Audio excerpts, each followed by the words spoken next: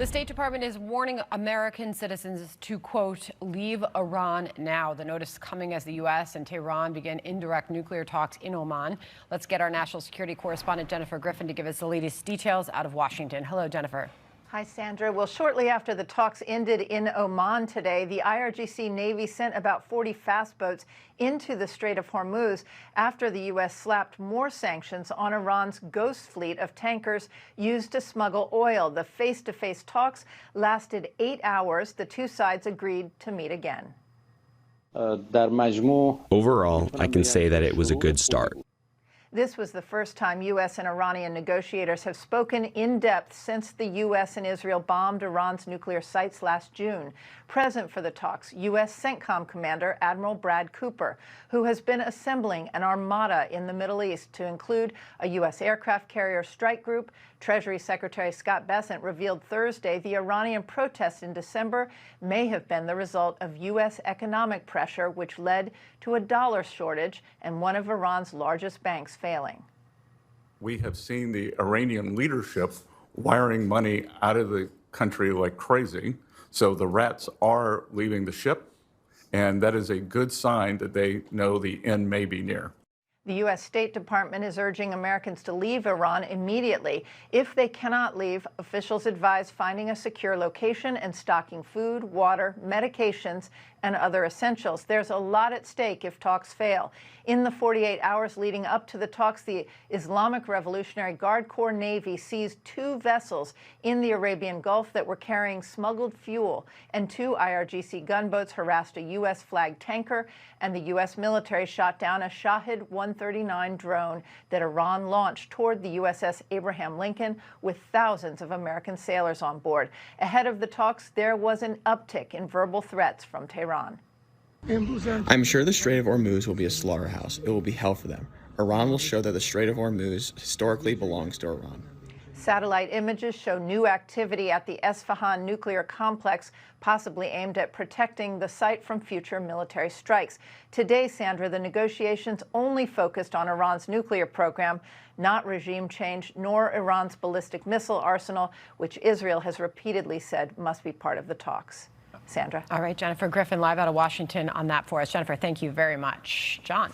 Sandra, let's bring in Republican Florida Congressman Brian Mast. He is the chairman of the House Foreign Affairs Committee. Congressman, good to have you with us. Thanks so much. So here's what Abbas Araghchi, who is the Iranian foreign minister, said about today's talks. He said, quote, "It was a good start, but its continuation depends on consultations in our respective capitals and deciding how to proceed. Regarding the very principle of continuing the negotiations, there is almost a consensus, and it was agreed that they should continue."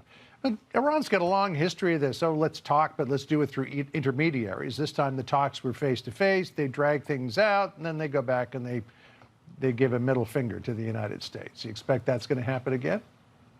I think they're in the process of doing that in part already. And I think there's probably 2 different conversations that are being had. You have Witkoff and Kushner and Admiral Cooper saying, listen, the United States of America's position is this. You are no longer going to be a threat to us or our allies.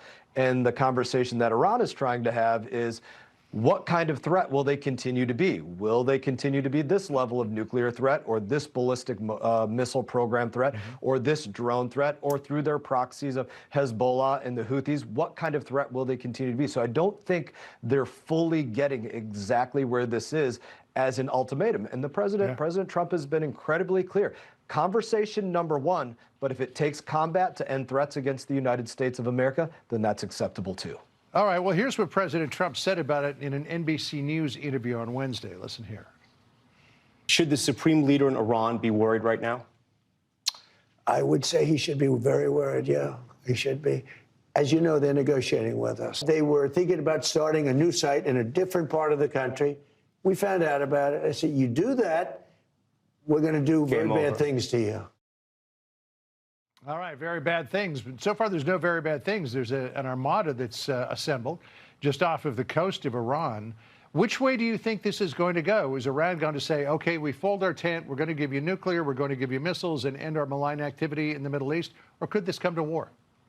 I think so far Iran is still willing to roll the dice. You can just look in the last 48 hours and what's taken place.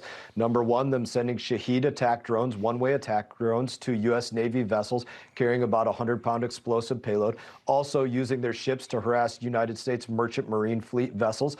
So they're answering in that way. I think beyond this, again, they're not recognizing that we're having two different conversations. We're saying the threat has come to an end. They're still deciding, are they going to advance their ballistic missiles, which is a key to their offensive capabilities. That's what they rely upon, to just being able to reach Israel and Tel Aviv, or beyond what they think. They think they're going to expand it to reaching London and Berlin and Paris and maybe even DC, Miami, New York. That's never going to be the case for them.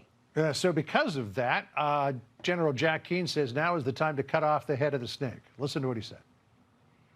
I think negotiating with Iran and making the deal throws them a lifeline and extends the regime. They're going to want sanction relief, certainly condition-based. And what are we doing? We're going to have this regime around for another 10 years? The historic opportunity in front of us is we can take this regime down. Do you believe that's the way to go? You know, one of the big questions is what comes next. I mean, you might have a march toward representative democracy, but you could also have something fill that vacuum that's even worse than where we are now.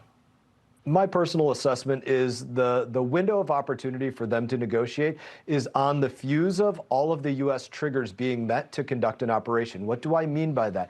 Number one, the trigger that has to be met is how do you make sure that day one after any change in Iran results in a better day? Just like in Venezuela, day one after scooping up Maduro was a better day. You could say the same thing about the strike on Iranian nuclear infrastructure. So that's trigger number one. But the triggers go well beyond that to do any operations have the right weather to conduct the operations? Do they know the location of the Ayatollah? Who's co-located with the Ayatollah? A host of different things. Nothing happens until every trigger is met, but I think that's when the fuse runs out. Well, I would posit that the Mossad probably knows exactly where the Ayatollah is. And history would say yes. With this. All right. Congressman, thanks for being with us. Appreciate it. Hannity here. Hey, click here to subscribe to Fox News YouTube page and catch our hottest interviews and most compelling analysis. You will not get it anywhere else.